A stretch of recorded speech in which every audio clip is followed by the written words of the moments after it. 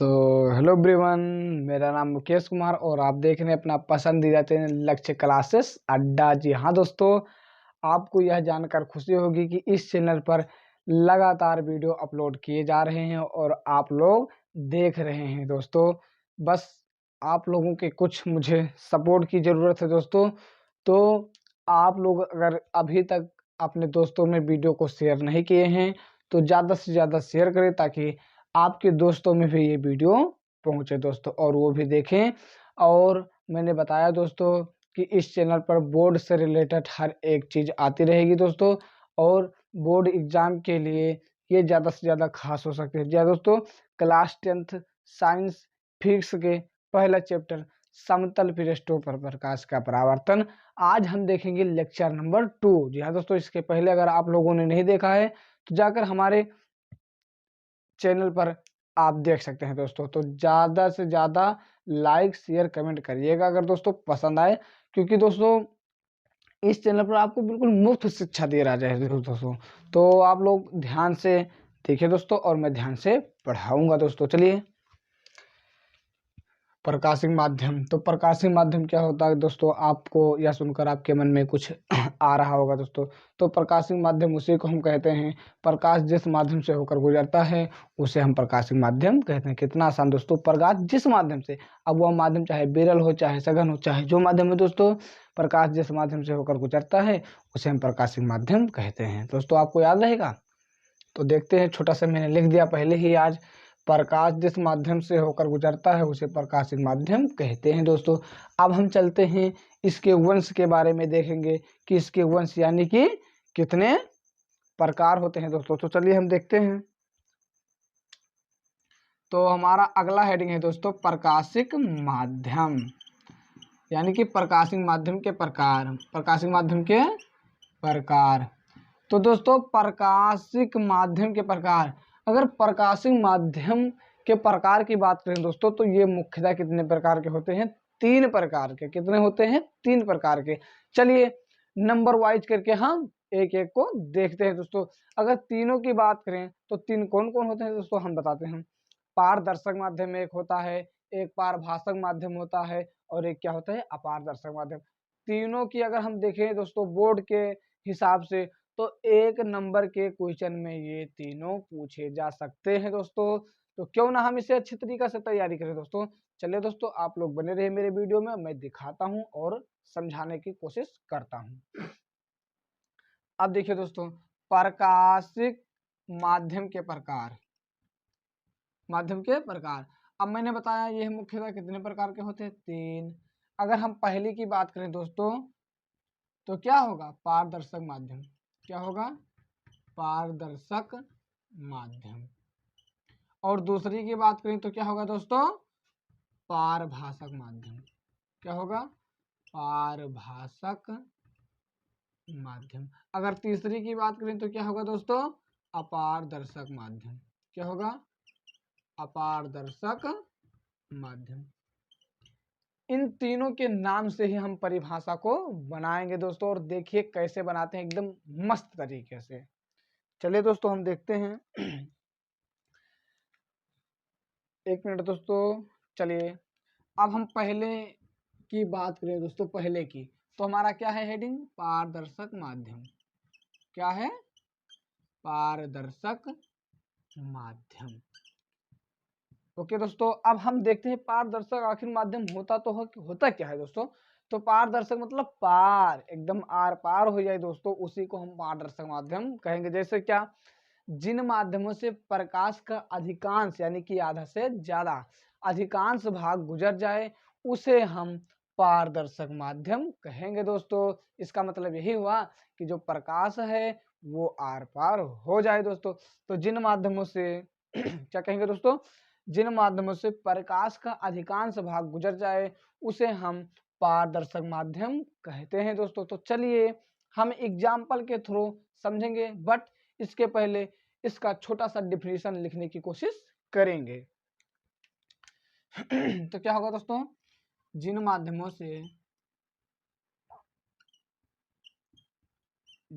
से प्रकाश का प्रकाश का अधिकांश भाग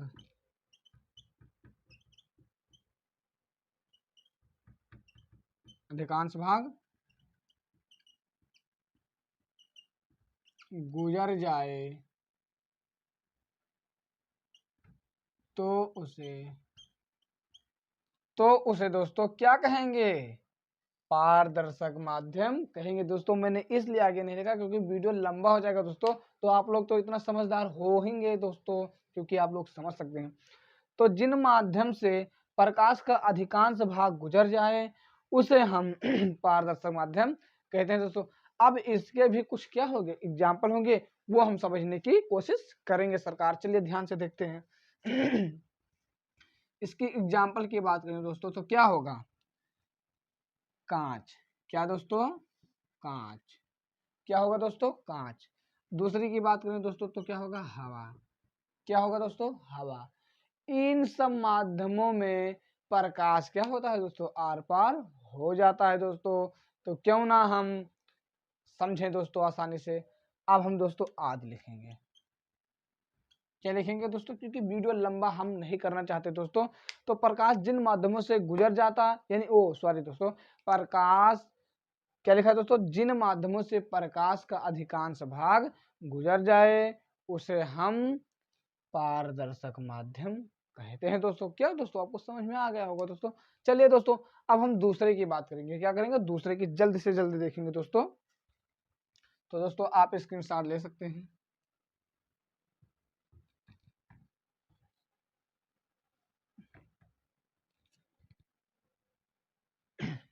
अब हम सेकंड की बात करें दोस्तों तो क्या होगा? पारभाषक माध्यम।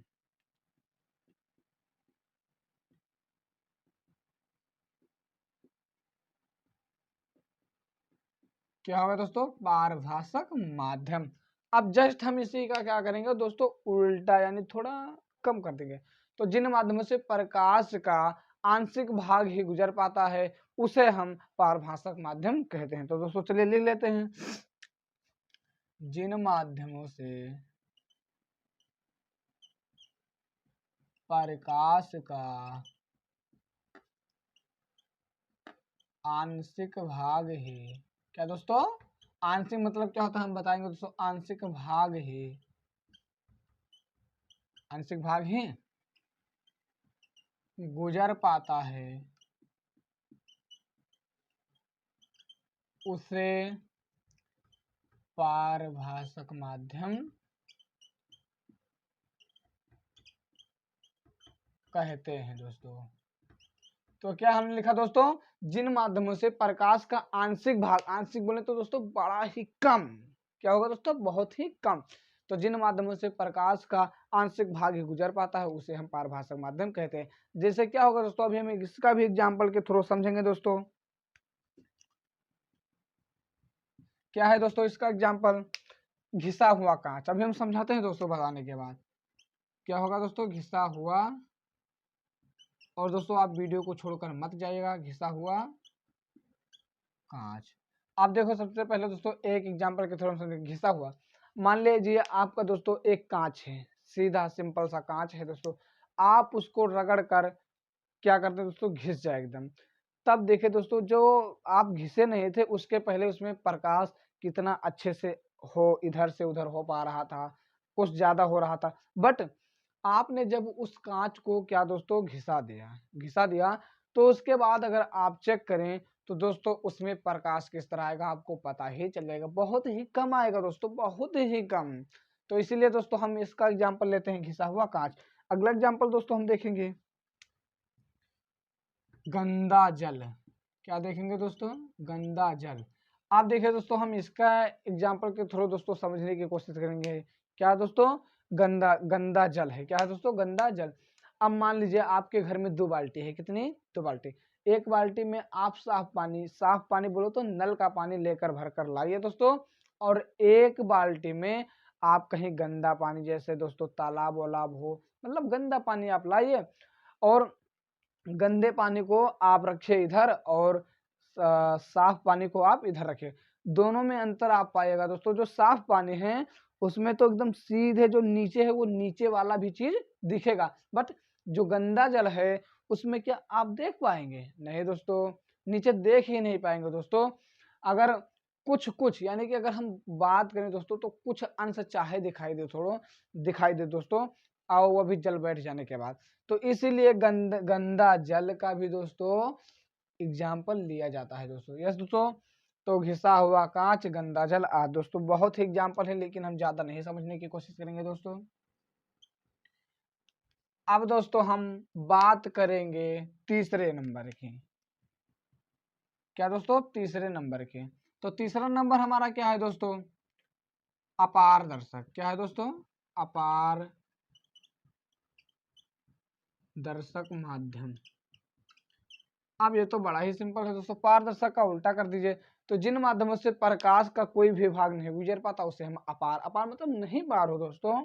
तो लिख लेते हैं, जिन माध्यमों से प्रकाश का कोई भी भाग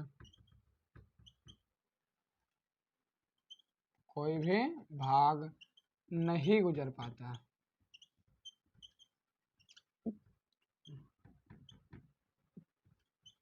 है उसे आप क्या कहेंगे? अपारदर्शक माध्यम कहेंगे। जी हाँ दोस्तों, जिन माध्यमों से प्रकाश का कोई भी भाग नहीं गुजर पाता उसे हम अपारदर्शक माध्यम कहते हैं। जी दोस्तों, आवाज आ रही है साफ? आप दोस्तों कमेंट करिएगा अगर आवाज आ रही है तो दोस्तों साफ।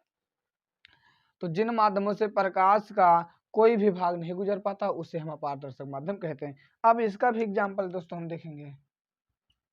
जैसे क्या हो गया दोस्तों? दीवार। क्या होगा दोस्तों? दीवार, ईंट। अब ये दोस्तों क्या है? ये दोनों एग्जाम्पल क्या दोस्तों? आपके घर यानी आप जहाँ कहीं भी रहते हो दोस्तों, अगर दीवार के हम प्रकाश को इधर ले जाएं तो क्या दीवार के आर पार हो पाता है? नहीं दोस्तों। तो ये हमारा कौन सा एग्जाम्पल दोस्तों रहेगा? अपारदर्शक के माध्यम में दोस्तों। अब चलते हैं दोस्तों, हम अगली बात करेंगे दोस्तों अगली हेडिंग की, वो भी बड़ा मस्त दोस्तों। तो आप लोग वीडियो में बने रहिए हमारे साथ, बस दोस्तों यही आपसे प्रार्थना है। अब दोस्तों हम बात करते हैं प्रकाश किरण की। क्या दोस्तों? प्रकाश किरण की। प्रकाश, तो सबसे पहले हम इसकी बात करेंगे कि आखिर प्रकाश किरण होता है तो होता क्या है। तो प्रकाश किरण बड़ा ही सिंपल बात है दोस्तों। जब प्रकाश किरण किसी पारदर्शी माध्यम में गमन करता है यानी कि जाता है, तो जो प्रकाश का पथ होता है उसे हम प्रकाश किरण कहते हैं दोस्तों। तो बड़ा ही सिंपल है दोस्तों, जब प्रकाश किरण किसी पारदर्शी माध्यम में गमन करता है तो प्रकाश के पथ को ही प्रकाश किरण कहते हैं, तथा प्रकाश किरणों के समूह को प्रकाश पुंज कहते हैं दोस्तों। चलिए देखते हैं। तो दोस्तों जब प्रकाश किसी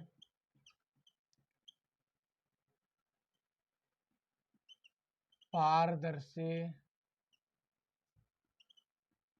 माध्यम में गमन करता है यानी कि जाता है, तो प्रकाश के पथ को ही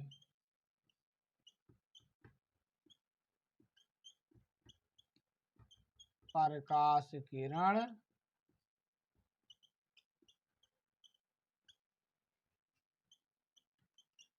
कहते हैं। थोड़ा सा इसके आगे और दोस्तों हम लिखेंगे, जब प्रकाश किरण किसी पारदर्शी माध्यम में गमन करता है तो प्रकाश के पथ को ही प्रकाश किरण कहते हैं। तो दोस्तों थोड़ा आगे हम देखेंगे, तथा प्रकाश किरणों के समूह को प्रकाश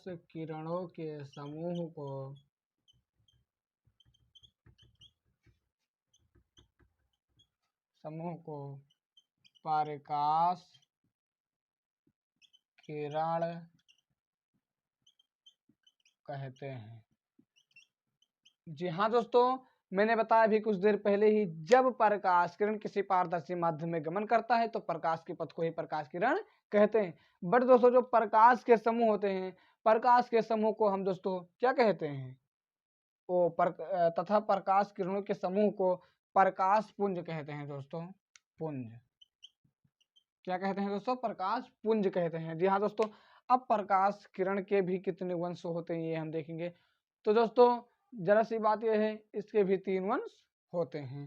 पहले की चलते हैं, बात करते हैं दोस्तों, ये कितने प्रकार के होते हैं दोस्तों? 3। पहले की बात करेंगे दोस्तों हम, अभिसारी प्रकाश पुंज। अभिसारी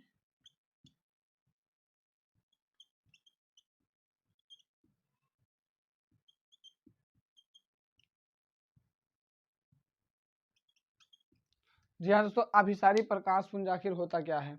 जब प्रकाश की समस्त किरणें एक ही बिंदु पर मिलती हों तो उन प्रकाश किरणों के समूह को अभिसारी प्रकाश पुंज कहते हैं। यानी कि कोई बिंदु हो दोस्तों, क्या हो? कोई बिंदु हो, और इसी बिंदु पर जब प्रकाश की समस्त किरणें मिलती हो दोस्तों, तो इन प्रकाश किरणों के समूह को अभिसारी प्रकाश पुंज कहते हैं। चलिए दोस्तों हम देखते हैं, जब प्रकाश यानी कि दोस्तों समस्त किरणें एक ही बिंदु पर, तो देखते हैं दोस्तों, जब प्रकाश की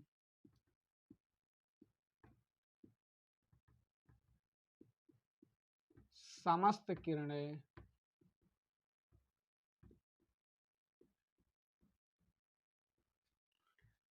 एक ही बिंदु पर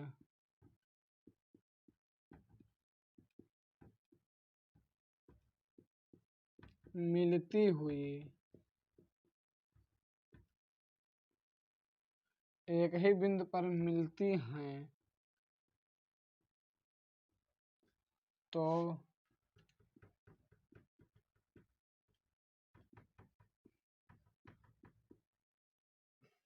तो तो अभिसारी प्रकाश पुंज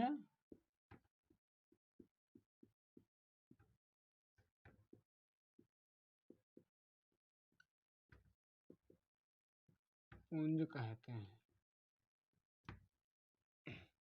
क्या दोस्तों मैंने कहा, जब प्रकाश की समस्त किरणें एक ही बिंदु पर मिलती हैं तो अभिसारी प्रकाश पुंज कहते हैं। इसका चित्र हम दोस्तों देखेंगे। मान लीजिए क्या है दोस्तों, कोई बिंदु है, इसको हम नाम देते हैं ओ। क्या देते हैं दोस्तों? ओ। अब मान लीजिए प्रकाश की इसके यहाँ समस्त किरणें हैं दोस्तों, एक ही बिंदु पर क्या होती हैं? मिलती हैं। तो इन प्रकाश किरणों के समूह को हम क्या कहेंगे? अभिसारी प्रकाश पुंज। जी हाँ दोस्तों, लिख लेते हैं इसे।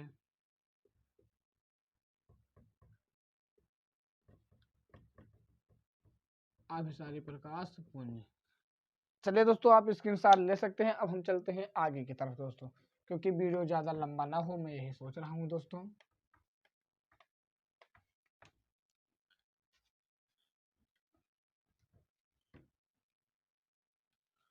चलिए दोस्तों हम देखते हैं, अगले तरफ चलते हैं, अपसारी प्रकाश पुंज।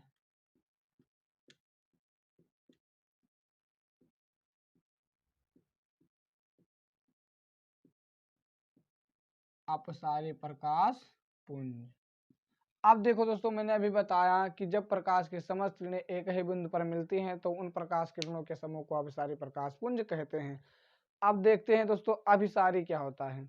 जब प्रकाश की समस्त किरणें एक ही बिंदु पर मिलती हुई प्रतीत होती हैं तो उन प्रकाश किरणों के समूह को अभिसारी प्रकाश पुंज कहते हैं। चलिए दोस्तों हम लिख लेते हैं थोड़ी देर।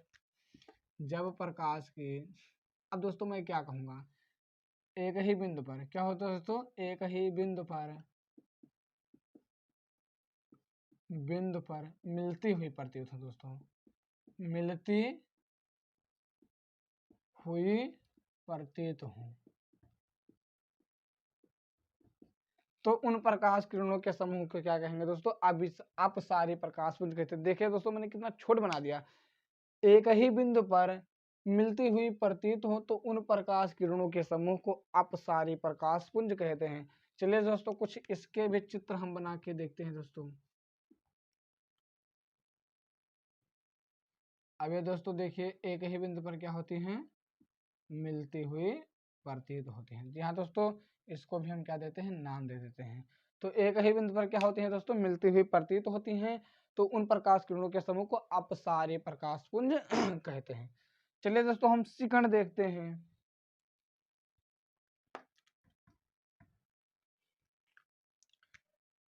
समांतर प्रकाशपुंज।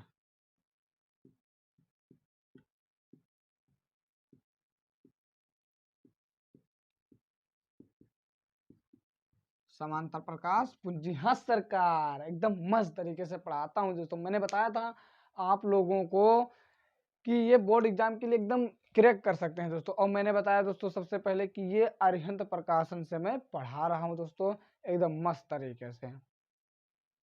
तो क्या होगा दोस्तों, इसमें क्या होते हैं दोस्तों, समांतर जिसके बीच की दूरी समान हो। तो इसमें क्या होगा दोस्तों, क्या दोस्तों, जब प्रकाश की समस्त किरणें एक दूसरे क्या क्या हो, समांतर हो। तो लिखते हैं दोस्तों, समस्त किरणें,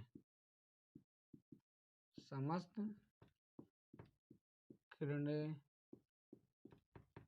एक दूसरे के समांतर हो। जब प्रकाश के समस्त किरणें एक दूसरे के क्या हो दोस्तों, समांतर हों, तो उन प्रकाश किरणों के समूह को समांतर प्रकाश पुंज कहते हैं। चलिए दोस्तों इसका हम चित्र बनाते हैं।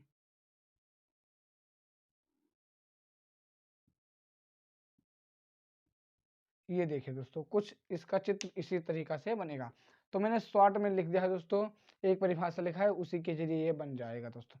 जब प्रकाश की समस्त किरणें एक दूसरे के समांतर हो तो उन प्रकाश किरणों के समूह को समांतर प्रकाश पुंज कहते हैं। दोस्तों आशा है कि आप लोगों को वीडियो समझ में आ गया होगा दोस्तों। अगर समझ में आए तो जरूर दोस्तों लाइक जरूर करिएगा, इससे मेरा हौसला बढ़ता है दोस्तों। मैं आगे के लेक्चर कल में आऊँगा दोस्तों। और बहुत बहुत धन्यवाद दोस्तों। अगर आप लोगों ने लाइक और अपने दोस्तों में शेयर कर दिया होगा दोस्तों तो बहुत ही धन्यवाद। चलिए दोस्तों अब हम मिलते हैं कल के लेक्चर में। जय हिंद।